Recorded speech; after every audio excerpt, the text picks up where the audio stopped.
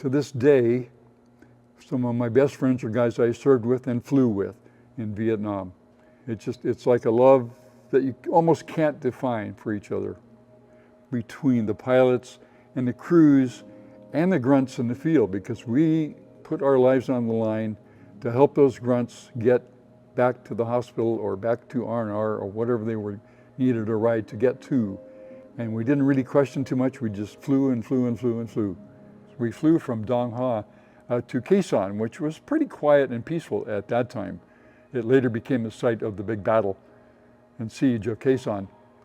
But when we flew out there one day, we had a break and I was walking around and I encountered a great big dead snake on the ground. So I asked the Marines, hey, what's the story on the snake here? They said, oh, well, you know, the recon Marines had been out on patrol in the area north and west of ke-sahn. They encountered this big snake. They decided they needed a mascot. So they captured the snake and I guess put it in a backpack. I don't know how they got it back to the base. But when they got it back to the base, they put it in a foxhole, covered the foxhole with wire, and put sandbags all around the perimeter of this foxhole. They realized that after a couple of days, well, the snake's probably hungry. We need to get some food for it. So they went to the local village and they bought 2 ducks from the local villagers. And they came back and they raised the wire and they shoved those ducks under there and put the wire back down. Later that night, there was a tremendous ruckus out in the foxhole, lots of quacking and thrashing and hissing, and they figured, oh, good, they heard it, and they said, okay, the snake has fed, good for the snake. Well, they went out the next day, and the snake was dead. The ducks had pecked out its eyes and killed it. So the Marines put up a new sign, beware of the ducks. There's always a bond between Marines because we share the experience of being a Marine. But being in combat just makes that bond stronger and better and life-lasting.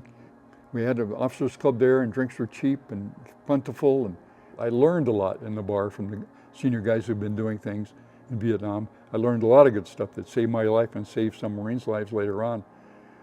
And when I came back to the States, I continued to drink heavily and I continued to bumble around for another 27 years before I finally found some help.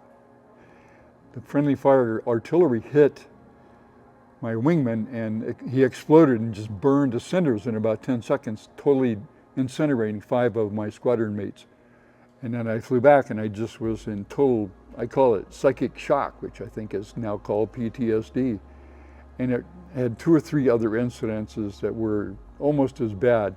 And then I got out of Vietnam and it was 1968, I wanted to be an airline pilot, but airlines were furloughing in those days and it was really difficult to find a flying job. But I got a telegram inviting me to go to work for Air America, the air arm of the CIA. There was a whole second little war going on, a subset of the Vietnam War going on in Laos, and Air America was doing all the work there. So I got hired to fly H-34s. When I came back, I was very dysfunctional for like 27 years. I kept hopping jobs and changing venues and changing women. I couldn't commit or stay in any given one place for more. I think on average, I changed something in my life every 7 months.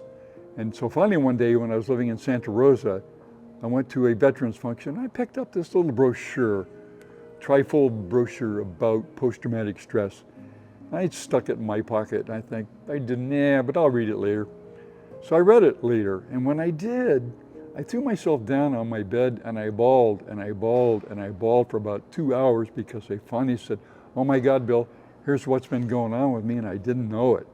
I stumbled into the fact that the VA has free psychological counseling. I got into group counseling. I did that for years. I did that up until just a few years ago when the group was disbanded. And it made a tremendous difference for me. I also, through that series of events, ended up spending 6 months in the National Center for Post-Traumatic Stress in Menlo Park, part of the VA. And then what really helped a lot also was started writing down my stories. To get all this stuff down and get it out of my system and get it down on paper was very helpful. In Vietnam, I flew probably 800 hours. I counted up one day, I made 11,000 landings because we'd hop all day long. A total of 3,850 combat flight hours. 750 in Vietnam, and another 3,000 plus hours of combat flying with Air America in Laos. But that's another story for another time.